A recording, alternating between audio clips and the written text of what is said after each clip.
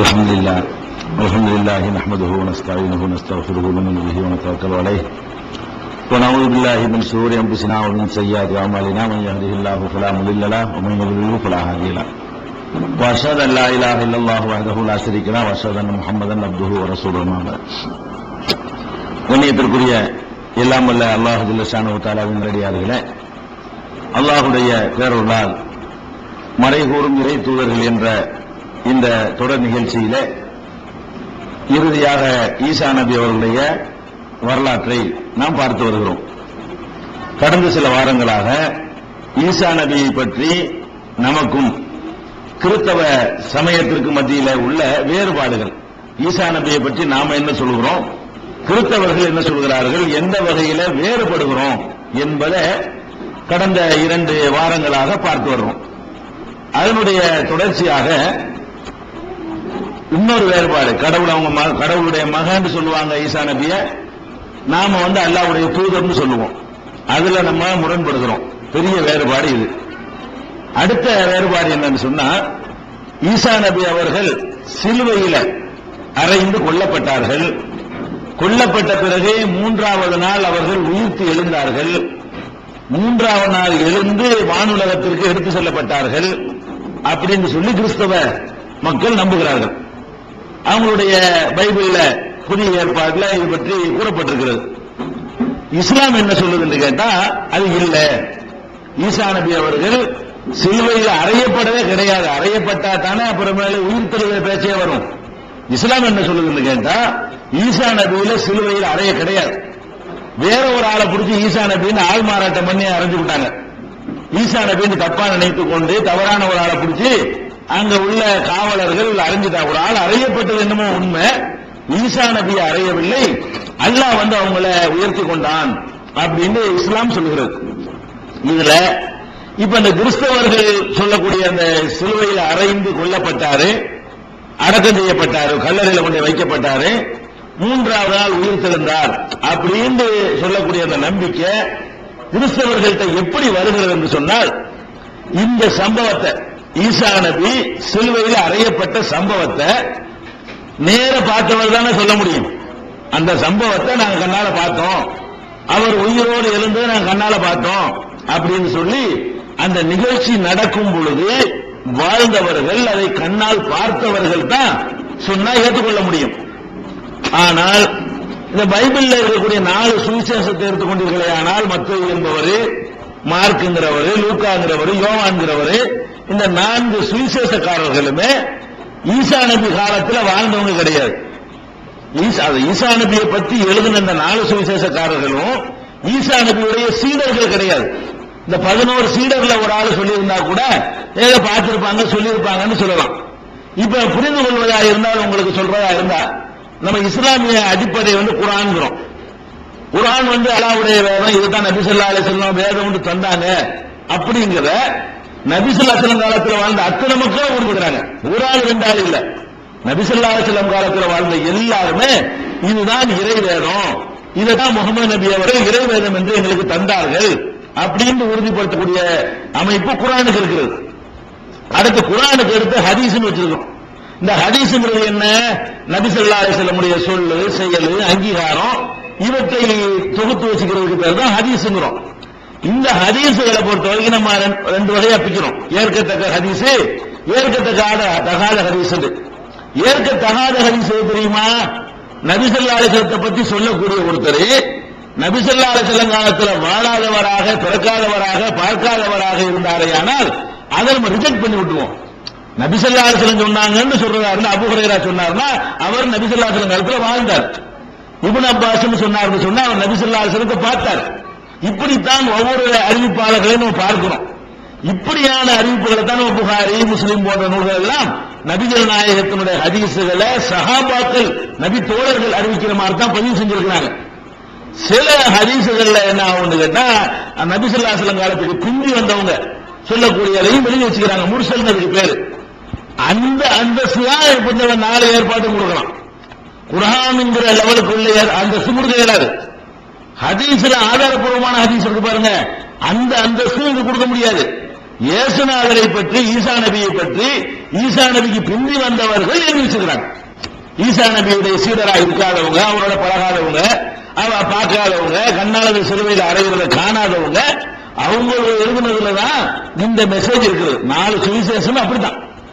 எல்லா கிறிஸ்தவர்களும் ஒன்று கூடி அன்றைக்கு ஈசா நபி காலத்திலேயே இதான்னு சொல்லி முடிவெடுத்தாங்கன்னு அப்படி இருக்கிற குரானுக்கு முடிவெடுத்தாங்கல்ல, சஹாபாக்கள் எல்லாம் கூடி எல்லாரும் அரசாங்கத்தில் ஆவணமாக்கி இதுதான் குரான் ரெக்கார்ட் ஆக்கி இன்னைக்கு வரைக்கும் அந்த மூலப்பெருவை நம்ம பாதுகாத்து வச்சிருக்கிறோமே, அப்படியான ஒரு நிலை இருக்குதான்னு கேட்டா கிடையாது. அப்ப ஈசா நபியுடைய சொன்னது போனது வந்ததுகளை எல்லாம் ஈசா நபிக்கு பிந்தி வந்தவர்கள் மத்தேயு, மார்க்கு, லூக்கா, யோவான் போன்றவர்கள் எழுதி வைத்திருக்கிறாங்க. முதல்ல இந்த சம்பவத்துக்கு நேரடி எவிடன்ஸ் கிடையாது. அதாவது ஈசா நபி சிலுவையில் அறையப்பட்டார் என்பதற்கு நேரடி சாட்சி ஐ விட்னஸ் யாரு? ஐ விட்னஸ் எழுதல, நேரடியாக யாரும் என்ன செய்யல. இந்த 74 பேருமே அந்த சம்பவத்தை கண்ணால கண்டவர்கள் கிடையாது. அதனால முதல் அடிப்படையை இதை சொல்லக்கூடியவர்கள் பிந்தி வந்தவங்க சொல்றாங்க ஈசா நபி சிலுவையில் அறையப்பட்டார்னு சொல்லி. அவங்க நேரடியாக காணாதவங்க தான். அதனால அது கரெக்டா இருக்கும், அந்த நம்பகத்தன்மை குறைஞ்சு போயிடுது. அடுத்த விஷயம் என்னன்னு கேட்டா, ஈசா நபி சிலுவையில் அறையப்பட்ட விஷயத்தை 4 சுவிசேஷக்காரர்களுமே ஏற்குமான நிறைய முரண்பட்டு பேசுறாங்க. கரெக்டான ஒரு உண்மை சம்பவமா இருந்தா ஒரே மாதிரி தானே பேசணும். அந்த சம்பவங்களை சொல்லும்போது பாத்தீங்கன்னு சொன்னா, யோவான் இருக்காரு 4 பேர்ல ஒரு ஆள். அந்த யோவான் என்ன பண்றாருன்னு கேட்டா, இந்த இயேசு சிலுவையில் அறையணும்னு ஜட்ஜ்மெண்ட் பண்ண உடனே சிலுவையில் அறையணும்னு அன்றைக்கு உள்ள யூதர்கள் என்ன செஞ்சாங்க, தீர்ப்பு அளிச்சுட்டாங்க. பிளாத்துன்னு ஒருத்தர் அப்ப மன்னரா இருக்கார். அவருடைய அரசவையில கூடி விசாரணை நடத்தி, இயேசுவை சிலுவையில் நம்ம மதத்தை தூசிக்கிறாரு, நம்மளுடைய மத குருமார்கள் திட்டுறாரு, உங்களுடைய பாரம்பரிய நம்பிக்கையெல்லாம் இவர் குறை சொல்றாரு, இவருக்கு மரண தண்டனை கொடுக்கணும் அப்படின்னு தீர்மானம் நிறைவேற்றி உத்தரவு போட்டுறாங்க. உத்தரவு போட்ட உடனே அந்த சிலுவையை எங்கே தீர்மானம், ஜெருசலம்ல வச்சு நடக்குது வழக்கு. ஜெருசலம்ல இருந்து சிலுவையில் அறைந்த இடம் எதுன்னு கேட்டா கொல்கத்தான்னு போட்டிருக்காங்க. கல்கத்தா இல்ல, அந்த கொல்கத்தான்னு அந்த பைபிள்ல குறிப்பிடுறாங்க. அந்த மாதிரி ஒரு இடத்துலதான் சிலுவையில் அறையிறாங்க. இங்க இருந்து அவருக்கு போகணும், எங்க இருந்து ஜெருசலம்ல இருந்து கொல்கத்தாங்கிற இடத்துக்கு போகணும். அப்படி போகக்கூடிய நேரத்தில் சிலுவையை அவர் தோல்ல வச்சு அவரையே சுமந்து கொண்டு போக சொன்னார்கள் அப்படின்னு சொல்லி யோவான் சொல்றார். யோவான்ல 19வது அதிகாரத்துல 17வது வசனம் அதை எடுத்து பாத்தீங்கன்னா, அவர் தம்முடைய சிலுவையை சுமந்து கொண்டு எபிரேயு பாஷையிலே கொல்கத்தா என்று சொல்லப்படும் கபாலஸ்தலம் என்ற இடத்திற்கு புறப்பட்டு போனார். இயேசு சிலுவையில் அறையணும் இல்லையா, கூட்டிட்டு போறாங்க காவலர்கள். எப்படி கூட்டிட்டு போறாங்க, சிலுவையை தூக்கி அவர் ரோட்ல வச்சு தூக்கிட்டு வா. சிலுவைன்னா பயந்து ஒரு ஆள் அறை, சிலுவை சிலுவை இல்ல, இது தூக்கிட்டு போயிடலாம். இது ஒரு அடையாளத்துக்கு போடுறது. ஒரு மனுஷனை அறையிறதுன்னா அவ்வளவு பெரிய மரம், மனுஷனை தாங்கணும், அது ஒரு ஆளை தூக்க முடியாது. அந்த மாதிரியான ஒரு பெரிய சிலுவையை தூக்கி தோல்ல வச்சு அவர் தான் தூக்கி கொண்டு போனார். ஜெருசலேமில் இருந்து கொல்கத்தாங்கிற இடத்து வரைக்கும் தூக்கிட்டு போனார்னு யோவான் சொல்றாரு. இது ஐ விட்னஸ் இருந்தா ஒரே மாதிரி எல்லாரும் சொல்லணும்ல. லூக்கா என்ன பண்றாருன்னு கேட்டா அது இல்லைங்கிறார். சிலுவையை இயேசு தூக்கிட்டு போக கிடையாது, இயேசு சும்மா கூட்டிட்டு போனாங்க. இன்னொரு ஆள் சீமோன்னு ஒருத்தன் ஒரு ஊர்ல இருந்து வரான். அவனை பிடிச்சி இந்த காவலர்கள்லாம் நீ தூக்கிட்டு வர, இதை இந்த சிலுவையில் அறைய போறோம், இதை தூக்கிட்டு வான்னு சொல்லி இயேசு என்ன பண்ணிட்டு இருக்காருன்னா, பின்னாடி வர்ற அவங்களுடைய அவருக்கு வேண்டியவர்கள் ஆதரவாளர்களோடு பேசிக்கிட்டு வர்றாரு. பெண்கள் எல்லாம் இருக்கிறாங்க, சில அறிவுரைகளை சொல்லிக்கொண்டு அப்படியே அவர் வாட்டுக்கு சாவகாசமா பேசிக்கிட்டு வர்றாரு. சிலுவையை தூக்கிட்டு வர்ற ஆளு யாருன்னு கேட்டா சீமோன்கிற ஆளு தூக்கிட்டு வர்றாருங்கிறாரு. யாரு? ரெண்டுமே அவங்களுக்கு சமமான வேதம் தான். லூக்காங்கிறவர் சொன்னாலும் ஓகே தான், யோவான் சொன்னாலும் அவங்களுக்கு ஓகே தான். அது 2 பேருமே முக்கியமான ஆட்கள். 4 சுவிசேஷம்னு நம்ம புகாரி முஸ்லீம்னு சொல்றோம், அந்த மாதிரி அவங்களுக்கு ஒரு மதிப்புடையது. அப்ப அந்த மாதிரி உள்ளதுல லூக்கா என்ன சொல்றாருன்னு கேட்டா, அதாவது அவர்கள் இயேசுவை கொண்டு போகிற போது நாட்டில் இருந்து வருகிற சிரேனே என்னும் ஊரானாகிய, சிரேனேங்கிற ஊரானாகிய சீமோன் என்கிற ஒருவனை பிடித்து சிலுவையை அவர் பின்னே சுமந்து கொண்டு வரும்படி அதை அவன் மேல் வைத்தார்கள். சிலுவையை பிடிக்கிறதுக்காக வேண்டி நாட்டின கிராமப்புறத்துல சீரோன்னு சொல்லி ஊர் இருக்குது. அந்த ஊர்ல இருந்து சீமோன் ஒருத்தன் வர்றான். அவனை பிடிச்சி இதை தூக்கிட்டு வாடா, இந்த அறைய போனோம், நீ தூக்கிட்டு வான்னு சொல்லி அது அவன் தோல்ல அவன் மேல் வைத்தார்கள். இவர் அப்புறமேல இவர் தூக்கினார் வரணும், அப்படி வரல. அவர் லூக்கா சொல்லக்கூடியதை அதுக்கு பிறகு அவர் வந்தாருன்னு வரல. அப்ப இந்த லூக்கா 23வது அதிகாரத்துல இந்த வரலாறு இந்த செய்தி சொல்லிட்டு வரும்போது அதை சொல்றாரு. லூக்கா 23 அதிகாரத்தில் இதை பார்க்கலாம். அந்த சிலுவையை தூக்குனது போய், அதாவது முக்கியமான ஒரு நிகழ்ச்சி. இயேசு சிலுவையில் அறையப்படுவது என்பது ஒரு முக்கியமான நிகழ்ச்சி. அது எல்லாரும் பார்த்திருப்பாங்க. சிலுவையை யார் தூக்கிட்டு வந்தாங்கிறதுல சண்டை. இவர் தூக்குனாரு அல்ல அவர் தூக்குனாருன்னு சொன்னா அது எப்ப அப்ப அந்த சம்பவம் வந்து சந்தேகத்துக்குரியவாரு. அப்படி நடந்துக்க சான்ஸ் இல்ல, இதை யாரோ வாயில வந்தெல்லாம் சொல்லியிருக்காங்க, அதான் எழுதி வச்சுக்கிறாங்க அப்படிங்கிற மாதிரியான ஒரு நிலைமை வந்துச்சு. சிலுவையில ஒரு மனிதன் கொல்லப்படுறாரு. சாதாரண மனிதர் இல்ல, அந்த சமுதாயத்தில் ஒரு புரட்சி பண்ணுவதற்காக வேண்டி ஒரு பிரச்சாரம் செய்த ஒரு மனிதர், ஒரு தலைவர். அவருக்கு ஒரு கூட்டம் இருக்கிறது, அவர் சிறுபான்மையா இருந்தாலும் அப்படி ஒரு தாக்கத்தை ஏற்படுத்திய ஒரு நிகழ்ச்சி. அதுக்கு பிறகு என்ன அடைஞ்ச பிறகு என்ன நடந்துச்சான், கடல் புரண்டுச்சான், அது கொந்தளிச்சுச்சான். அவருடைய மகிமையை அறிஞ்சவன தெரிஞ்சுக்கிட்டாங்கிற அளவுக்கு ஒரு முக்கியமான நிகழ்ச்சி. அப்படி ஒரு முக்கியமான நிகழ்ச்சியா இருந்தா அந்த மாதிரி நிகழ்ச்சி எப்ப நடந்துச்சுங்கிற நேரத்தில் ஏதாவது சந்தேகம் வருமா, கருத்து வேறுபாடு வருமா? எப்ப அந்த சம்பவம் நடந்துச்சுங்கிற டைம் நேரத்தில் கருத்து வேறுபாடு வருமா? கருத்து வேறுபாடு வராது. ஆனால் கருத்து வேறுபாடு வருது, எப்படி வருதுன்னு கேட்டா, மத்தேயு, மார்க்கு, லூக்கா 3 பேரும் சொல்றாங்க 6ஆம் மணி நேரத்தில் சிலுவையில் அறையப்பட்டாருங்கிறாங்க. இயேசு சிலுவையில் அறையப்பட்டது எப்பன்னு கேட்டா 6ஆம் மணி நேரத்தில் அறையப்பட்டார்கள் என்று மத்தேயு 27:45 சொல்றாரு. மத்தேயுங்கிறவரு 27வது அதிகாரத்தில் 45வது வசனத்தில் சொல்றாரு. மார்க்குங்கிறவர் 15வது அதிகாரத்தில் 33வது வசனத்தில் சொல்றாரு. லூக்காங்கிறவர் 23வது அதிகாரத்தில் 44வது வசனத்தில் சொல்றாரு. என்ன சொல்றாரு? 6ஆம் மணி. அவங்க டைம் போட்டிருக்காங்க, அந்த காலத்தில் உள்ள மணி போய் வச்சிருப்பாங்க. 6ஆம் மணியில் அவர் சிலுவையில் அறையப்பட்டார். சிலுவையில் அறைந்த நேரம் 6ஆம் மணி நேரம் அப்படின்னு 3 சுவிசேஷக்காரர்கள் சொல்றாங்க. யோவான் என்ன பண்றாருன்னு கேட்டா 6ஆம் மணி நேரத்தில் பிளாத்துடைய அந்த அரசவையில விசாரிக்கப்பட்டு விசாரணை கோர்ட்டில் வழக்கு நடந்துகிட்டு இருக்கு. 6ஆம் மணி நேரத்தில் 6ஆம் மணி நேரத்தில் பிளாத்துங்கிற மன்னரால இயேசு விசாரணைக்கு விசாரிக்கப்பட்டு இருக்கிறாரு. விசாரிச்சு தீர்ப்பளிச்சு இந்த ஜெருசலேமிலிருந்து கொல்கத்தாங்கிற இடத்து வரைக்கும் ஆளை கூட்டிட்டு போய், அது தூரத்தில் உள்ள இடம், சுளையை தூக்கி வச்சியோ அல்லது இன்னொருத்தவரை வச்சு கூட்டிட்டு போய் அதுக்கு ஒரு 4 மணி நேரமாவது பிடிக்கும். அதுக்கப்புறம் சிலுவையில் அறைகிற அந்த ஃபார்மாலிட்டிஸ் எல்லாம் இருக்குல்ல, அதெல்லாம் சரி பண்ணி ட்ரெஸ் எல்லாம் கலட்டி அதெல்லாம் செஞ்சாங்கலாம் வருது. ட்ரெஸ் எல்லாம் ஒரு நிர்மாணமாக்கி செஞ்சாங்கலாம் வருது. அதெல்லாம் செய்வதற்கு ஒரு டைம் எடுக்கும். கண்டிப்பா 6ஆம் மணி நேரத்தில் விசாரிக்கப்பட்டிருந்தா கண்டிப்பா 6ஆம் மணி நேரத்தில் அறைய முடியாது. 6ஆம் மணி நேரத்தில் அவர் விசாரிக்கப்பட்டது உண்மையா இருந்தால் ஒரு 10ஆம் மணி நேரத்தில் தான் நிறைவேற்றப்பட்டிருக்க முடியும், அவர் அறையப்பட்டிருக்க முடியும். எந்த நேரத்தில் சிலுவையில் அறையப்பட்டார் என்று 3 பேர் சொல்கிறார்களோ அந்த நேரத்தில் அவருக்கு ஜட்ஜ்மெண்டே வழங்கலன்னு சொல்றாங்க. அவருக்கு என்ன தீர்ப்புங்கிறத வழங்கவில்லை. பிளாத்துடைய சபையில நிப்பாட்டி வச்சு குற்றத்தை விசாரிச்சுக்கிட்டு இருக்கிறாங்க. நீ என்ன செஞ்ச, இது மாதிரி சொன்னியா, உண்மை குற்றம் சுமத்தப்படுகிறது என்ன ஏதுன்னு சொல்லிட்டு அவரை விசாரிக்கிறாங்க. என்ன டைம் 3 பேர் 4 பேர் நம்பிக்கை 4 பேர் தானே. இந்த மாதிரி விஷயத்துல ஒரு கருத்து வேறுபாடு வரலாமா? அவர்களுடைய அடிப்படையான ஒரு கொள்கையே சிலுவையில் அடங்கியிருக்கிறது.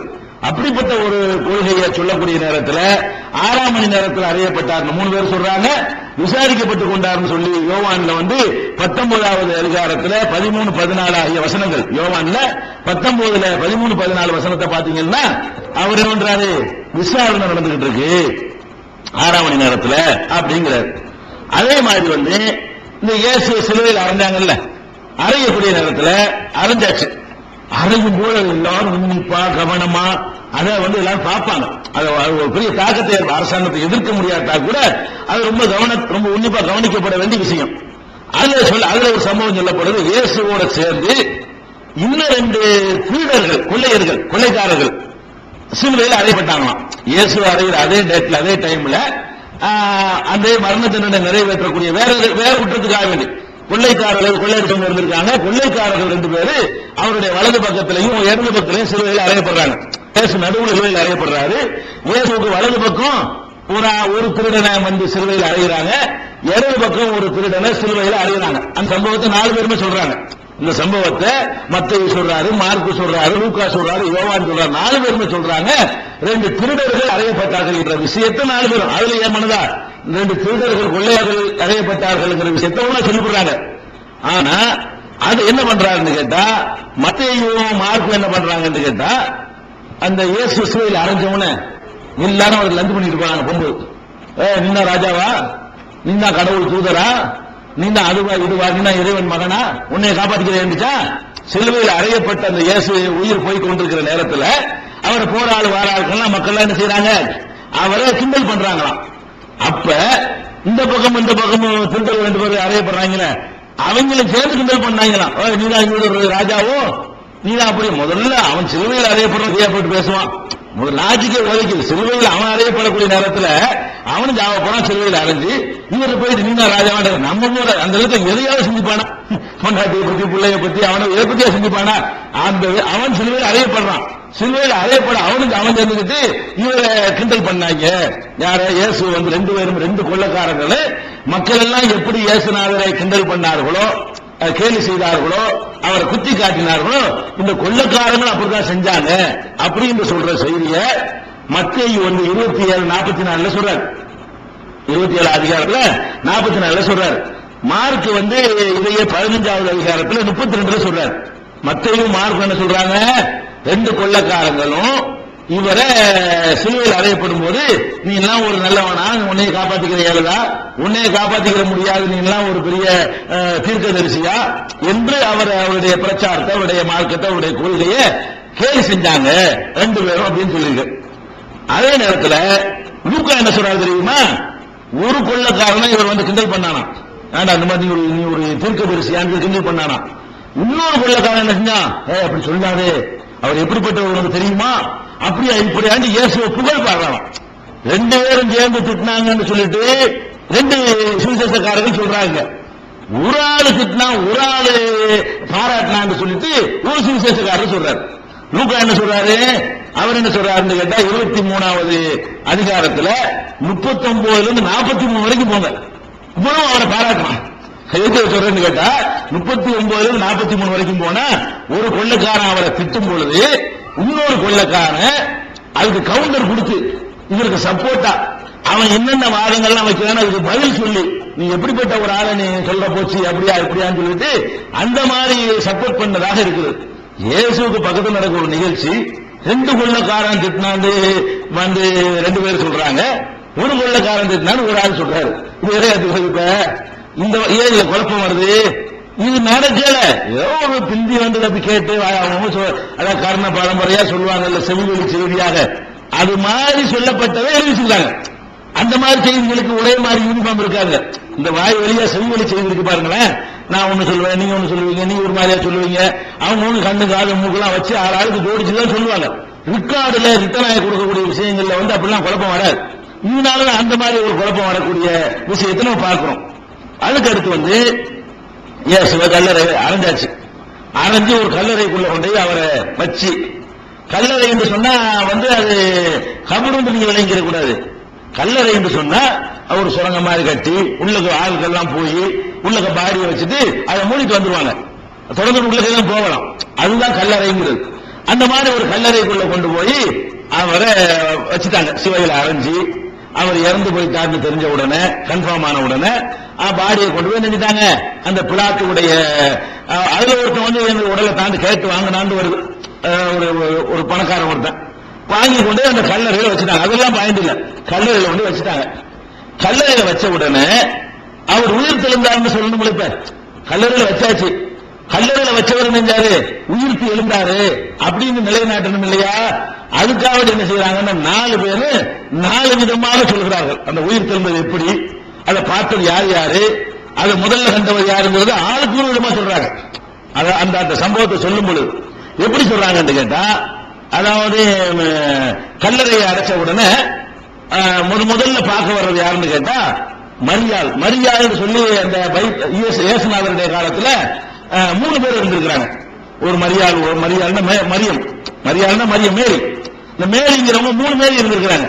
ஒன்னு மகதலேனா மரியாள் ஒரு மரியாள், ஈசா நபியோட அம்மா அவங்களும் ஒரு மரியாள் தான், ஈசா நபியுடைய தாயார் இருக்காங்க பாருங்க, அவங்களும் ஒரு மரியாள், இன்னொரு மரியாள் இருந்திருக்கிறாங்க. 3 மேரி அந்த காலத்தில் இருந்திருக்கிறாங்க. பைபிள் பிரகாரம், பைபிளுடைய கருத்து பிரகாரம் மரியம் எத்தனை பேர் இருந்திருக்காங்க? 3 மரியம் இருந்திருக்கிறாங்க. 3 மேரி, மரியம் தான் மேரிங்கிறது. அதுல இவரு யோவான் என்ன சொல்றாருன்னு கேட்டா, ஒரு மரியாள் தான் முதல்ல உள்ள வந்தாங்க, கல்லறைக்கு வந்தாங்க. உள்ள போய் முதல்ல பார்த்தது யாரு? ஒரு மரியாள் தான் கல்லறைக்குள்ள போனாங்க. போய் பார்த்தா பாடிய காணா. அடுத்த நாள் அறையப்பட்ட அடுத்த நாள் கல்லறைக்குள்ள மூடி வச்சுட்டு பெரிய பாரங்களை வச்சு அமைக்க வச்சுட்டாங்களாம். அதுக்கப்புறம் இந்த மரியாள் போய் பார்க்கக்கூடிய நேரத்தில் பாடியை காணல. ஒரு ஆள் தான் முதல்ல போயிருக்காங்க. ஒரு மரியாள் போனதாக யோவான் 20:1 சொல்றாரு. 20வது அதிகாரத்துல 1 சொல்றாரு. அதே நேரத்தில் லூக்கா என்ன சொல்றாரு தெரியுமா? ஒரு மரியாள் இல்ல, நிறைய பேர் போய் பார்த்தாங்க. ஃபர்ஸ்ட் ஒரு கூட்டமா தான் போனாங்க. அந்த கல்லறைக்குள்ள முதல் பார்க்க போனது இந்த ஒரு மரியாள் மட்டும் போக கிடையாது, 2 மரியாள் போனாங்க. 2 மரியாள்னா ஈசா நபியுடைய அம்மாவை நீக்கிட்டு, அவங்க தாய் போக மாட்டாங்க, கவலையில் இருப்பாங்க இல்லையா, அதனால அவங்க நீக்கிவிட்டாங்க. 2 மரியாள்களும் யோவன்னாள் ஒரு பொம்பளையும் மற்ற ஸ்திரீகளும் போனார்கள். முத கல்லறைக்கு போனவர்கள் யாரு? ஒரே ஒரு மரியாள் என்று யோவான் 20:1 சொல்லுகிறாரு. லூக்கா 24:10 என்ன சொல்றாரு கேட்டா 2 மரியாள்கள் போனாங்க. யோவன்னாள் ஒரு அப்படி ஒரு பேர் போட்டிருக்காங்க. யோவன்னாள் ஒரு பொம்பளை 3 பிளஸ் மற்ற ஸ்திரீகள், அது ஒரு ஸ்திரீகள் பன்மை அது ஒரு 3 வச்சுக்கலாம் குறைஞ்சபட்சம். கிட்டத்தட்ட ஒரு 6 பேருக்கு மேல, 6 பேர் 10 பேர் 20 பேர் அந்த மாதிரி ஒரு கூட்டமா தான் கல்லறைக்குள்ள போய் பாக்குறாங்க. பார்க்கும்போது பாடியை காணல. ஒரே ஒரு பொம்பளை போய் பார்த்தான்னு சொல்றாங்க. அந்த பொம்பளை இளைய வருது, அது ஒரு தனியா பார்த்துட்டு இது ஒரு தனின்னு சொல்ல இயலாது. ஏன்னு கேட்டா அந்த கூட்டத்தில் இந்த பொம்பளை இருக்குது. முதல்ல இந்த மரியாதை தான் பார்த்தாங்கிறாங்க. இன்னும் இல்ல மரியாதை இல்ல, மரியாதை இன்னொரு மரியாதை ஒரு யோவன்னாள், அதுக்கப்புறம் ஒரு கொஞ்சம் பொம்பளைங்க. ஆம்பளை யாரும் போகணும், எல்லாம் பொம்பளை எல்லாம் போய் பார்க்க போயிருக்கிறாங்க. புது கபருண்டாலே பொம்பளை எல்லாம் பயப்படுவாங்க. கல்லறைக்கு பாடி வச்சிருக்க இடத்துக்கு போறதுக்கு ஆம்பளை ரொம்ப பயப்படுவாங்க. அதனால முதல்ல ஆம்பளை தான் பார்த்திருக்கணும். சீடர்கள் பார்க்க வேண்டியதானே. நான் கேட்கிறேன், இதை போய் வச்சாங்கன்னு சொன்னா சீடர்கள் அதுக்குன்னு ஒரு உருவாக்கின சீடர்கள் இருந்தாங்க. ஒருத்தன் தான் காட்டி கொடுத்துட்டான்னு சொல்லி போயிட்டு போறான். 10 பேர் இருக்காங்கல்ல, 10 பேர் யாராவது வர வேண்டியதானே. அவங்க எல்லாம் வரக்கான எல்லாம் பொம்பளை எல்லாம் போய் பார்த்தாங்கன்னு சொல்லிட்டு லூக்கா என்ன சொல்றாரு 24:10 சொல்றாரு. அவரு மத்த என்ன பண்றாருன்னு கேட்டா 2 மரியாள் மட்டும்தான். இந்த யோவன்னாலும் கிடையாது, வேற பொம்பளையும் கிடையாது. அவர் என்ன சொல்றாரு, முதல்ல பாக்குறது கல்லறைக்குள்ள போய் பார்த்தா பாடியை காணா. இந்த பாடியை காணாங்கிற ஐ விட்னஸ் யாருன்னு கேட்டா ஒரு மரியாள் தான் அப்படிங்கிறாரு யோவான். ஒரு மரியாள் கிடையாது, 2 மரியாள், யோவன்னாள் பிளஸ் மற்ற ஸ்திரீகள் அப்படிங்கிறாரு லூக்கா. மத்த என்ன பண்றாருன்னு கேட்டா 2 மரியாள் தான். 2 மரியம்ங்கிற பேர் 2 பேர் இருந்தாங்களே, மேரி, 2 மேரி தான் வந்தாங்களே, வேற யாரும் இல்லை. மத்த 28 1-3 வரைக்கும் படிச்சீங்கன்னா 2 பேர் தான் வந்து பார்த்தாங்க. ஐ விட்னஸ் யாரு? இந்த பாடியை காணா போச்சுங்கிறதுக்கு ஐ விட்னஸ், உயிர் திறந்ததுக்கு இல்ல, பாடியை காணல அந்த இடத்துல. அவ்வளவு அதுக்குதான் சாட்சி. இவங்க கூட எதை போய் பாக்குறாங்க கேட்டா உள்ள போய் பார்த்தா பாடியை காணும், அதான் அதுக்குதான் சாட்சி இவங்க சொல்றாங்க. அதுக்கப்புறம் இது இவரு மத்த 28 1-3 வரைக்கும் இப்படி சொல்றாரா, 4 பேர் மாறாங்க. மார்க் வேற சொல்றாரு. அதாவது இதுல 4 பேருக்கு 4 கருத்து ஆகி போயிடுது. மார்க் என்ன பண்றாரு தெரியுமா, 2 மரியாள்களும் சலாமேன்ற ஒரு பொம்பளை, யோவன்னாளுக்கு போல சலாமேன்ற ஒரு பொம்பளை, 3 பேர் வந்து பார்த்தாங்க. 3 பேர் தான். இப்ப 3 பேர்ல கூட 2 மரியாள் ஓகே, அது யோவன்னாளுக்கு பதிலாக சலாமே ஆகிக்கிறது. மற்ற ஸ்திரீகள் ஒரு சொல்லல. அப்ப ஒருத்தர் சொல்றாரு ஒரே ஒரு பொம்பளை தான் பார்த்துச்சு, அதை பாடியை காணாங்கிறத பார்த்து ஒரு பொம்பளை. இன்னொருத்தர் சொல்றாரு 2 பொம்பளை. ஒரு பொம்பளைங்கிற 2 பொம்பளைன்னு சொல்லக்கூடிய மேரி மரியாதைங்கிற பேரை சுட்டிடுறாங்க. இன்னொருத்தர் சொல்றாரு 2 மரியாதை, ஒரு யோவன்னாள், 3 பொம்பளைங்க, இன்னும் பல பொம்பளைங்க அப்படிங்கிறாரு. இன்னொருத்தர் சொல்றாரு 2 மரியாதை சலாமே அப்படிங்கிறார். இது யார் சொல்றாரு? மார்க் சொல்றாரு 16 1-5. இப்ப பாடியை போய் பார்க்க போறாங்க. முக்கியமான ஒரு தலைவர் இறந்து போயிருக்கிறாரு, கடவுளுடைய மகன், பெரிய அதிசயங்கள்லாம் நிகழ்த்திருக்கிறாரு, அப்படிலாம் நம்பக்கூடிய ஒரு இருக்கு. அதுதான் பாக்குறாங்க. போய் அவர் போய் பக்தி கொண்டவர்கள் தான் பாக்குறாங்க. அவரை ஏற்றுக்கொண்டவங்க இவங்க எல்லாம் ஏற்றுக்கொண்டவங்க பார்க்கக்கூடிய நேரத்தில் பாடியை காணும். அதை போய் பார்த்தது யாரு? முதல்ல கல்லறைக்குள்ள போய் பார்த்தது யாருன்னு கேட்டா பாடியை காணலன்னு 4 கருத்தாச்சு. 4 சுவிசேஷக்காரர். அது ரிவாயத்து பலவீனமா இருக்குது. அறிவிப்பாளர் வரிசை ரொம்ப முரண்பாக இருக்குது. நம்மள ஹதீஸ்ல மட்டும் ஏற்றுக்கிறோமா? நபி மொழியில் அந்த மாதிரிலாம் நீங்க போடுவோம். இதெல்லாம் இப்படி 2 பேர் சொன்னாங்க, 2 நீங்க போடுவோம். அவங்களுக்கு அந்த வரைமுறை இல்லாம அதுவும் தெரிஞ்சாங்க. நானும் இப்படி சரியா இருக்குமா? நானும் சரியா இருக்க முடியாது. அதுக்கப்புறம் வர்றாங்களா, இவங்க வர்றதுல வித்தியாசம். வந்த உடனே சில பேர் என்ன சொல்றாங்கன்னு கேட்டா, இவங்க எல்லாம் வர்றாங்க, 1 ஆளோ 2 ஆளோ 3 ஆளோ 4 ஆளோ 10 ஆளோ வர்றாங்க. 4 வீட்டு வச்சுக்கிறோம். வரும்போது கல்லு ஏற்கனவே புரட்டப்பட்டு இருக்குது, ஓபன் பண்ணி இருக்குது அப்படின்னு சில சுவிசேஷக்காரர்கள் சொல்கிறார்கள். சிலவர் என்ன செய்யறாங்க, அவங்க போய் நின்ற உடனே ஒரு தேவதூதன் இறங்கி அந்த கல்லை புரட்டினா, இத்தாப்பிரிய கல்லை நம்ம எப்படி புரட்டுறது அப்படின்னு அவங்க பேசிக் கொண்டிருக்கும் பொழுது அவங்க கண்ணு முன்னாடி அந்த கல்லு புரட்டப்படுதுன்னு சொல்லிட்டு சில பேர் சொல்றாங்க. சில பேர் என்ன சொல்றாங்கன்னா, வந்தாங்களா கல்லு தொடர்ந்து கிடக்குது, ஆல்ரெடி ஏற்கனவே தொடர்ந்து கிடக்குதுங்கிறாரு சில பேர். இந்த பெண்கள் எல்லாம் பார்க்க வரக்கூடிய நேரத்தில் அந்த கல்லறையை மூடி வச்சிருந்தாங்கல்ல பெரிய பாறாங்கல்ல வச்சு, அந்த பாறாங்கல்ல நீக்கினா தான் உள்ள போக முடியும். அந்த பாறாங்கல்ல நம்ம எப்படி நீக்குவோம், பொம்பளைக்கு முடியாது, கஷ்டமா இருக்குமே அவங்க நினைச்சுக்கிட்டு இருக்கும் பொழுது ஒருத்தர் வந்து இறங்கி அதை பத்தி சொல்ற கதையை கேளுங்க. எப்படி சொல்றாங்கன்னு கேட்டா, அந்த வந்தாங்க இல்லையா, யாரு ஒரு ஆளுங்கிற ஒரு 2 ஆளு 3 ஆளு 4 அறிஞ்சு வச்சுக்கிறோம். வரும் பொழுது அந்த கல் அவங்க முன்னால்தான் புரட்டப்படுகிறது. கல் வந்து யார் முன்னாடி, இந்த வந்திருக்கிற மக்கள் மத்தியில வச்சுதான் புரட்டப்படுது. தேவதூதன் வந்து புரட்டுறாரு. தேவதூதன் வந்து உள்ள போக முடியல என்ற உடனே தேவதூதன் எத்தனை பேர் வந்தாங்க சண்டை தனியா வருது. ஒரு தேவதூதன் வந்தாரு, 2 தேவதூதன் வந்தாருங்கிற மாதிரிலாம் வருது. அந்த வித்தியாசம் அப்புறம் வச்சுக்கிடுவோம். இப்ப வித்தியாசம் என்னன்னு கேட்டா, வர்றாங்க இப்படி உள்ளக போறதுன்னு முடிக்கிறாங்க. உடனே தேவதூதன் வந்து ஒருத்தர 2 பேரை வந்து நிற்கிறாங்க, இவங்களுக்கு உதவி செய்வதற்காக இந்த கல்லை புரட்டி இப்ப உள்ளக போங்க அப்படின்னு சொன்னாங்க. இவங்க வந்துதான் கல்ல மூடிதான் இருக்கு, மூடப்பட்டுதான் இருக்கிறது, கல்ல வந்துதான் புரட்டினாங்கன்னு வருது. இது யார் சொல்றாருன்னு கேட்டா, வந்தவர்கள் முன்னிலையில் தான் கல்லு புரட்டப்பட்டுச்சுன்னு சொல்லி மத்தேயுல 28:1-3 வரைக்கும் பார்க்கலாம். மத்தேயு என்ன சொல்றாருன்னு கேட்டா 28 அதிகாரத்துல 1-3 வரைக்கும் சொல்றாரு. மார்க்கு இதே சொல்றாரு. 16 அதிகாரத்துல 1-5 வரைக்கும் படிச்சீங்கன்னா மத்தேயு மார்க்கும் சொல்றாங்க, அவங்க முன்னிலையில வச்சுக்கிட்டு அந்த கல்லை தூக்குறாங்க, தேவதூதன் தான் வந்து நிக்கிறாங்க அப்படின்னு சொல்லிட்டு. யோவானு லூக்காவும் என்ன செய்யறாங்க தெரியுமா, வரும்போது ஓப்பனா இருக்குது, யாரும் அதுக்கு முந்தைய புரட்டிட்டாங்க, யாரும் அதுக்கு முந்தைய அந்த கல்லை புரட்டி விட்டார்கள் என்று சொல்லிட்டு யோவானு லூக்காவும் 20:1 யோவான் சொல்றாரு, 24:1 வந்து 1-5 வரைக்கும் லூக்கா சொல்றாரு. அப்ப இவங்க வரும்போது மூடி இருக்கிற கல்ல தேவதூதன் புரட்டினாருங்கிறாங்க சில பேர். வந்தால் ஏற்கனவே அந்த கல் புரட்டப்பட்டிருப்பதை கண்டு அப்படிதான் ஆரம்பிக்குது. லூக்கா சொல்றாரு, வந்தவர்கள் பார்க்கிறார்கள் ஏற்கனவே அந்த கல் புரட்டப்பட்டதை கண்டு அதிர்ச்சியோடு உள்ள போனாங்களாம். கல்ல புரட்டி அதை தூக்கிட்டு போயிட்டாங்களா பாடியன்னு சொல்லி. அந்த மாதிரி இப்ப அந்த கல்ல புரட்டி இருந்துச்சா, அப்ப ஏற்கனவே இன்னும் சொல்ல போன வேடிக்கை தெரியுமா, இதை சொல்லிவிட்டு அவங்களுக்கு கவுண்டர் கொடுத்துறாங்க. என்ன கவுண்டரு, அதாவது இந்த சீடர்கள் பாடியை தூக்கிட்டு போய் வேற இடத்துல அடைக்கிட்டாங்க என்ற கதை இன்றைக்கு யூதர்களிடத்திலே நிலவுகிறது. யூதர்கள் அப்படி ஒரு கதையை சொல்லிக் கொண்டிருக்கிறார்கள். அப்ப ஏற்கனவே புரட்டப்பட்டுச்சுன்னு சொன்னா பாடியை யாரும் அப்புறப்படுத்திருக்கிறாங்க அப்படிங்கிறதை அவங்களும் ஒத்துக்கிறாங்க. யூதர்கள் சொல்றாங்க, அந்த தொடர்ச்சியில வரும். அதுக்கப்புறம் இந்த கல்லு அவங்க முன்னால புரட்டப்படுதா ஏற்கனவே புரட்டப்பட்டு, 2 வித்தியாசம் இருக்கு. ஏற்கனவே புரட்டப்பட்டுருச்சுன்னு சொன்னா அதுக்கு முந்தைய அளவு பார்த்திருக்காங்கன்னு அர்த்தம். 2 சாதாரண மேட்டர் கிடையாது. முன்னாடி புரட்டப்படுதுன்னா ஃப்ரெஷ், உள்ள போய் பார்த்தா பாடி இல்லைன்னு ஆச்சரியப்படலாம். ஏற்கனவே புரட்டப்பட்டுருச்சுன்னு சொன்னா பாடி இல்லைன்னு ஆச்சரியம் கிடையாது.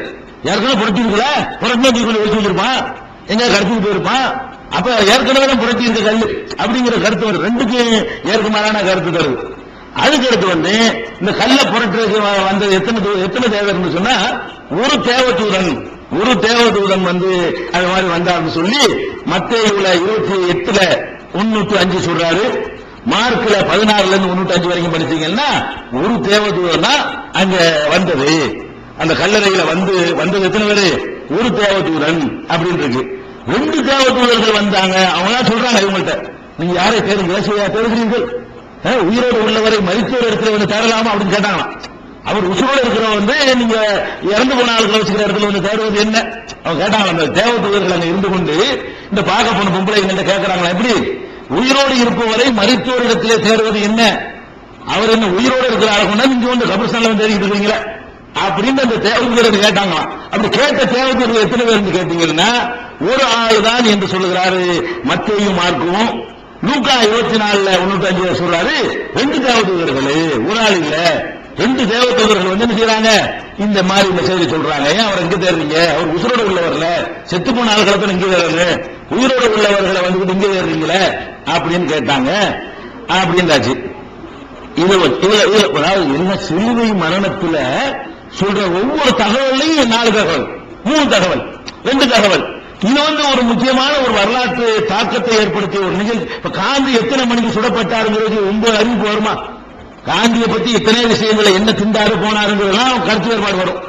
எந்தெந்த ஊருக்கு போனாருங்கிறதுல சும்மா என் ஊருக்கு வந்தாரு நான் விட்டு அடிச்சிருவேன், அதெல்லாம் வரும். எத்தனை மணிக்கு காந்தி செத்தாரு கொல்லப்பட்டாருன்னா அவர் ஒரு தலைவர், அவர் இறந்த செய்தி உலகத்தில் எல்லாம் ஒரே மாதிரி தான் சொல்லுவாங்க. காந்தியை சுட்டவன் கேட்டாலும் அந்த டைத்தான் சொல்லுவான், காந்தியை ஆதரிக்கிறாள் கேட்டால் அந்த சொல்லுவான், கவர்மெண்ட் ரெக்கார்டு எடுத்து பார்த்தாலும் அதுதான் சொல்லுவான். எல்லா பேப்பர்லையும் தந்தியில இருந்து மணியில இருந்து அந்த காலத்துல காந்தி சுடப்படும் பேப்பர்லாம் இருந்தா அதை புரட்டி பாத்தீங்கன்னா 8:20 மணிக்குன்னு சொல்லித்தான் ஒரு டயத்தை ஞாபகம் இருக்கு. எத்தனை மணிக்கு அவர் சொல்லப்பட்டாரோ அந்த டயத்தா கரெக்டா இதுல கருத்து வருமா?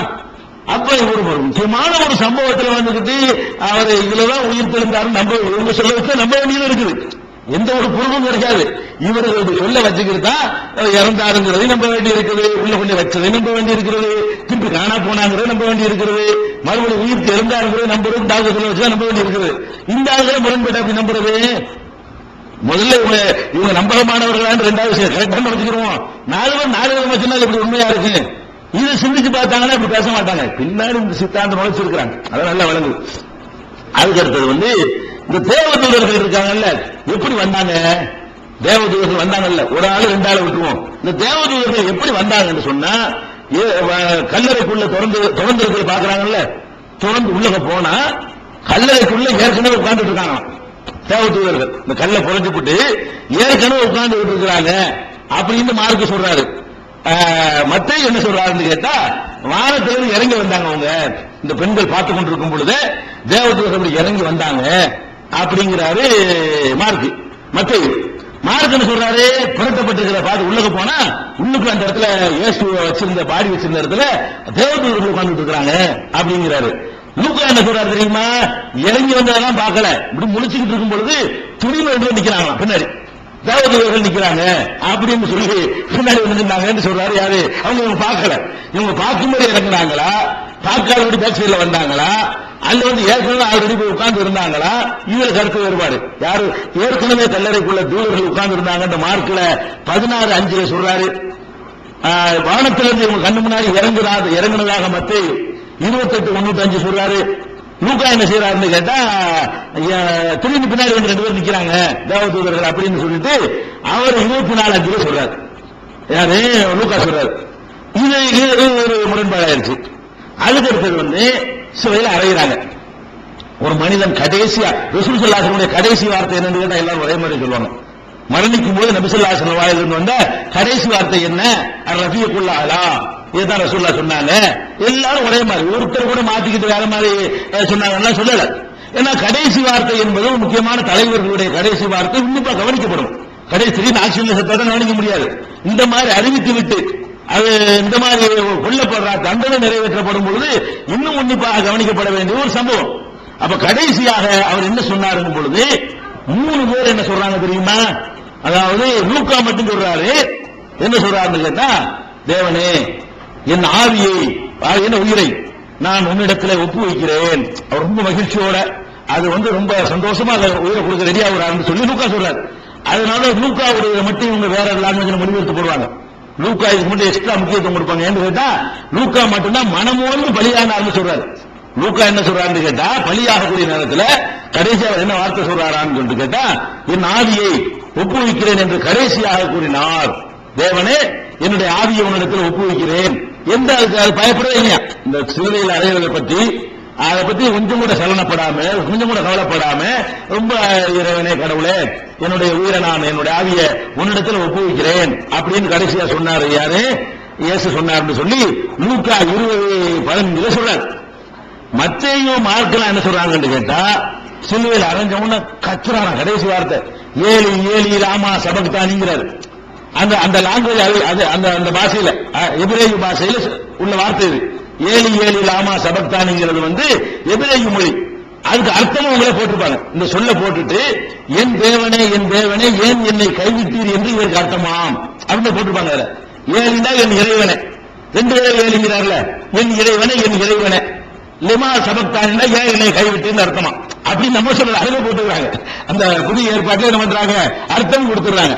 அப்ப இவர் சாவ விரும்பலன்னு விளங்கு, என்னை கைவிட்டுட்டேன்னு சொன்னாங்க அர்த்தம்.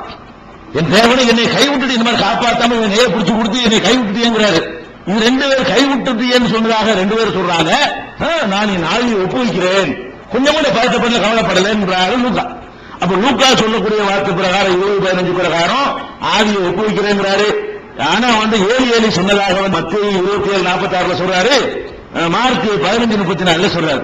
அதாவது இவர் சாவ விரும்பல, இவர் கடவுளை முறையிற என்னை கைவிட்டுட்டே சொல்றாரு. என்னை இந்த மாதிரி காப்பாத்தாம இவங்க பிடிச்சி கொடுத்துட்டே கடவுளை இந்த மாதிரி நீ கைவிடலாமான்னு சொல்லிட்டு அப்படி புலம்புனார். அதுல இதுதான் கரெக்டா இருக்க முடியும். ஏன்னு சொல்லுங்களேன், இதுதான் அந்த இப்ரேயு லாங்குவேஜ் 3 மொழியோட வருது. ஏழை ஏழை அவர் சொன்ன வார்த்தை எப்படி டெக்ஸ்டோட சொல்றாங்களே அந்த தமிழ்ல மொழிபெயர்க்காம அவர் சொன்ன அந்த டெக்ஸ்டோட சொல்லப்படுறதுனால இப்படி சொல்லியிருப்பாங்க. இப்படி சொல்லப்பட்டாங்கன்னா விரும்பி பலி கொடுக்கல. விரும்பி பலி கொடுக்கலன்னா நம்ம பாவத்தை சுமந்து கொள்வதற்கு ஒரு பலியாண்டான்னு இப்படி சொல்லுவீங்க. பலின்னு சொன்னா விரும்பி கொடுத்ததான் பலியாக முடியும். நான் என்னை பலி எல்லா பாவத்தையும் சுமப்பதற்கு நானா பலியாகிறேன்னா அதை அவர் ஒத்துக்கலாம். அவர் விரும்பவே இல்லை, ஓடி ஒழிகிறாரு, ஒருத்தன் காட்சி வேற கொடுக்குறான். அதுக்கப்புறமும் அந்த அறையப்படக்கூடிய நேரத்தில் என்ன பண்றாரு, என்னை கைவிட்டியங்கிறாரு. அதெல்லாம் வச்சு பார்த்தா அங்கேயும் ஒரு முரண்பாடு வருவதை பார்க்கிறோம். அதுக்கப்புறம் இயேசுவை காணாண்டவன அந்த தேவதூதர்கள் சொல்றாங்க. தேவதூதர்கள் என்ன சொல்றாங்க தெரியுமா? ஒரு தேவதூதரோ 2 தேவதூதரோ இந்த ஒரு பொம்பளைகிட்டையோ 2 பொம்பளைகிட்டையோ இருக்கிற பொம்பளைகிட்டையோ பல அறிவிப்பு இருக்குல்ல, ஒரு பொம்பளை வந்தாங்க இருக்கு, 2 பொம்பளை வந்தாங்க இருக்குது. தேவதூதர்கள் எல்லாருமே ஒரே மணியா சொல்றாங்கன்னு கேட்டா அவர் இங்க இல்ல. நீங்க யாரை தேடுகிறீர்களோ, கல்லறைக்குள்ள போன உடனே நீங்க யாரை தேடுகிறீர்களோ அவர் இங்க இல்ல. அவர் உங்களுக்கு முன்னே அவர் போய்கொண்டிருக்கிறார். அவர் போய்கிட்டே இருக்கிறாரு. அவர் என்ன செய்வார்னு கேட்டா அவர் காட்சி தருவாரு. எங்க காட்சி தருவாரு? அந்த சீடர்களுக்கு காட்சி தருவதற்காக வேண்டி போய்கொண்டிருக்கிறாரு அப்படின்னு சொல்லி அந்த தேவதூதர்கள் சொல்லி அனுப்புறாங்க. இயேசுவை பாடியை காணா, ஆளையும் காணா, அது உள்ளதையும் பார்க்கல. தேவதூதர்கள் தான் சொன்னாங்களா எப்படி அவர் இங்கே தேடுவது என்ன, அவர் போய்கொண்டிருக்கிறார், நீங்க போங்க, அவருடைய சீடர்களுக்கு போய் சொல்லுங்க, அவரை உயிர் தெளிந்து விட்டார், போய்விட்டார்னு சொல்லி அவர் சீடர்களுக்கு போய் மெசேஜ் கொடுங்கன்னு சொல்லிட்டு தேவதூதர்கள் சொன்னாங்களாம். அப்படி வந்த உடனே வெளியே வர்றாங்க. வெளியே வந்தா 2 மரியாள் தானே வந்தாருங்கிறார் ஒரு ஆளு.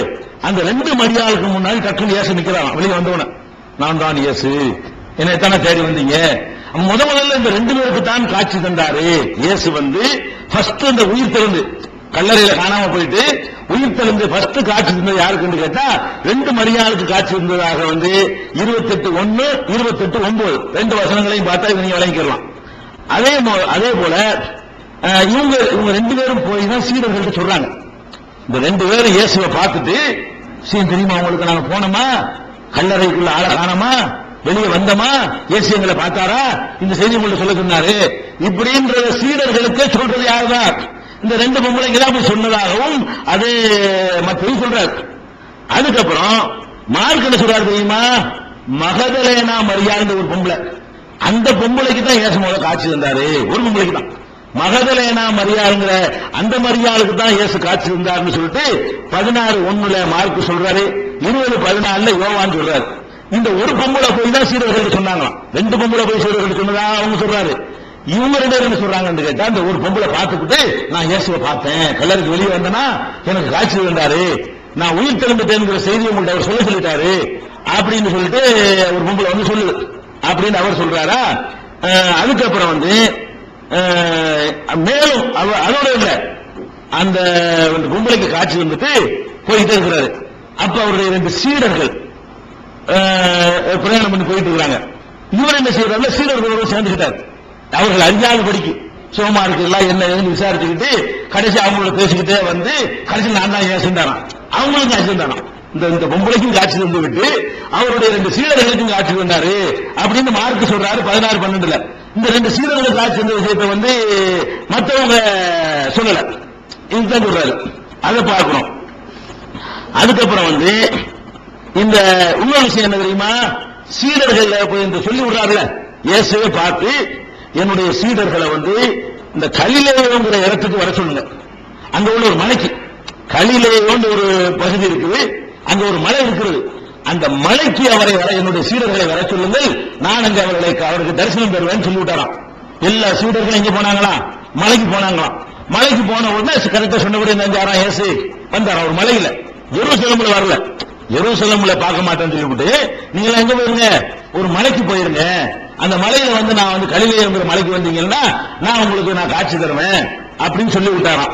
கலிலேயங்கிற ஊருக்கு போய் மலைக்கு போய் காட்சி வந்ததாக மத்தேயுல 28:10 சொல்றாரு. அதே மாதிரி மத்தேயுல 28:16-17 சொல்றாரு. எங்க காட்சி தரார்? சீடர்களை பார்த்தது எங்க? ஜெருசலேமில் இல்ல, ஜெருசலத்துக்கு வெளியே உள்ள கலிலேயங்கிற பகுதியில் உள்ள ஒரு மலையில. ஆனால் யோவான் என்ன சொல்றாரு தெரியுமா? சீடர்கள் இந்த பொம்பளைங்க செய்தியை சொன்ன உடனே பிளாத்துவுக்கு பயந்து கொண்டு, பிளாத்து இயேசு சிலுவையில் அரைஞ்ச மாதிரி நம்மளே அரைஞ்சிருவான் அப்படின்னு பயந்து கொண்டு சீடர்கள் உட்புறம் கதவை பூட்டிக் கொண்டு ஜெருசலம்ல இருக்கிறாங்க. உட்புறம் கதவை பூட்டிக்கிட்டு உள்ள உட்கார்ந்து பயந்து உட்கார்ந்து கொண்டிருக்கிறார்கள். பூட்டப்பட்ட வீட்டுக்குள்ள உட்கார்ந்து சோறு தான் போட்டுருக்காங்க. சோறுடைய உணவு சோறையை ரொட்டி சாப்பிட்டுருப்பாங்க. சாப்பிட்டு இருக்கும் பொழுது டக்குன்னு நிற்கிறாங்க. இயேசு சீடர்களை பார்த்தது ஜெருசலம்ல இருந்தவர் யாரு? யோவான். யோவான் என்ன சொல்றாருன்னு கேட்டா, இவங்க சொல்றாங்க ரெண்டு பேரு, அவரு ஊர்ல பார்க்க மாட்டேன், ஜெருசலம்ல பார்க்க முடியாது, என்னை பார்க்கிறாண்டா கலிலேவுக்கு வர சொல்லு அப்படின்னு போயிட்டாரு. அப்ப தாம்பரத்துக்கு சொல்லிட்டு போயிட்டாங்க. உதாரணத்துக்கு தாம்பரத்துல பார்த்ததாக ரெண்டு பேர் சொல்றாங்க, இல்ல இல்ல மனிதெல்லாம் பார்த்தாங்க அப்படிங்கிறார் ஒரு ஆள். சீடர்களை பார்த்தது. அப்ப என்ன மலையில பார்க்கும்போது உட்புறம் பூட்டின ஊடலாம் இருக்குமா? பூட்டு அங்கேயே பூட்டு இருக்கலாமா? மலையில ஊடு இருக்காது, பூட்டிட்டு இருக்க தேவையும் இல்லை. அப்ப மலையில வந்து ஒளிஞ்சுக்கிட்டு வந்து பாக்குறது வர சொன்னார்னு சொல்லி அவங்க சொல்றாங்க. உட்புறம் பூட்டிய வீட்டுக்குள்ள அவங்க பயந்து கொண்டிருக்கிற நேரத்தில் திடீர்னு வந்து நின்றாரு. போஜனம் சாப்பிட்டு கொண்டிருக்கும் பொழுது அவர் வந்தார்னு சொல்லி யோவான் 20:19 சொல்றாரு. அப்ப இதே மாதிரி வந்து அதுல ஒரு சீடன் வந்து வெளியே போயிட்டானா, அவன் நம்ப மாட்டேன்டானா, வெளியே போயிட்டானா ஒரு சீடன் வந்து இந்த மாதிரி சொன்னோன்னு, இது எப்படி செத்து பண்ண வருவாரு, அதனால நான் நம்ப முடியாது அப்படின்னு 8 நாள் கழிச்சு இன்னொருக்கு வந்தான். 8 நாள் கழிச்சு என்ன வந்து அவனுக்கு அதே பூட்டிய வீட்டுக்குள்ள வந்து தரிசனம் வந்தாருன்னு சொல்லிட்டு அவர் யோவான் சொல்றாரு 20, 26, 27 சொல்றாரு. இப்படி அதே நேரத்தில் லூக்கா தெரியுமா, முதல் தரிசனம் பண்ணார்ல, அதோட பரலோகத்திற்கு எடுத்து செல்லப்பட்டு விட்டார். இறைவனுடைய வலது பாரிசத்தில் அமர்ந்து விட்டார். வலது பாரிசத்தில் போய் உட்கார்ந்துட்டாங்க கடவுள். அப்ப வலது பாரிசத்தில் இயேசு உட்கார்ந்துட்டாருன்னு சொன்னா மறைய 8 நாளைக்கு பிறகு வந்தாரு. 8 நாளைக்கு பிறகு மட்டும் வரல, 8 நாளைக்கு பிறகு ஒருக்கா வர்றாரு. அப்புறம் மீன் பிடிச்சிட்டு இருக்காங்க, அப்போ ஒருக்கா வர்றாரு. ஒருத்தர் சொல்றாரு, இந்த சீரர்களை பார்த்ததோட மேல போயிட்டாராம். சீரர்களுக்கு தரிசனம் கொடுத்ததோட பரலோகத்திற்கு எடுத்து செல்லப்பட்டு கர்த்தருடைய வலது பாரிசத்தில் அமர்ந்து விட்டார் அப்படிங்கிறாங்க. இப்படி ஏராளமான அவர் சிலுவையில் அறையப்பட்டாரு, மறுபடியும் உயிர்த்தெழுந்தார் என்பதற்கு நிறைய முரண்பாடு. ஒரே மாதிரியாக அவர்கள் எதை ஆதாரமா சொல்றாங்க, இதான் அவங்களுடைய ஆதாரம். அவங்க ஆதாரம்னு காட்டக்கூடியதுலயே தெளிவானது இல்லைங்கிறதுனால அது இவ்வளவு நாள நமக்கு முந்தைய எழுதி வச்சிருக்க, அதை நம்பினா என்ன அப்படின்னு நம்ம யாரும் நமக்கு சொல்ல வேண்டிய தேவையில்லை. இஸ்லாமிய நம்பிக்கை பிரகாரம் என்னன்னு கேட்டா, அவர்கள் ஈசா நபியை பொறுத்த வரைக்கும் அல்லாஹ் என்ன சொல்றான்னா, அவங்க உயர்த்தப்பட்டு விட்டார்கள், உயிரோட உயர்த்தப்பட்டு விட்டார்கள், கொல்லல, வேற ஒரு ஆளை தான் கொன்றாங்க, ஈசா நபியை கொல்லலன்னு சொல்றாங்க. அதுல கூட நம்ம சமுதாயத்தில் 2 கருத்து இருக்கு. சில பேர் வந்து ஈசா நபிய கொல்லப்பட்டார்கள் சொல்லக்கூடியவர்கள் ரொம்ப சிறுமன்மையா குறைந்த எண்ணிக்கையில் இருக்கிறார்கள். அதுல அதனுடைய கரெக்டான விஷயம் என்ன, ஈசா நபிக்கு உயிரோடு உயர்த்தப்பட்டார்கள் என்பதுக்கு அது குர்ஆன்ல இருக்குதா, அதுக்கு என்ன சான்று இருக்கா, அல்லது வந்து அவர் இறந்து போயிட்டாரு, அல்லது வேற இடத்துல மறைஞ்சு போய் காஷ்மீர்ல இறந்து போயிட்டாரு, இப்படிதான் சொல்றாங்க கரெக்டா என்ற விஷயங்களை எல்லாம் இன்ஷா அல்லாஹ் அடுத்தடுத்த வாரங்கள் எடுத்துக்கிறோம்.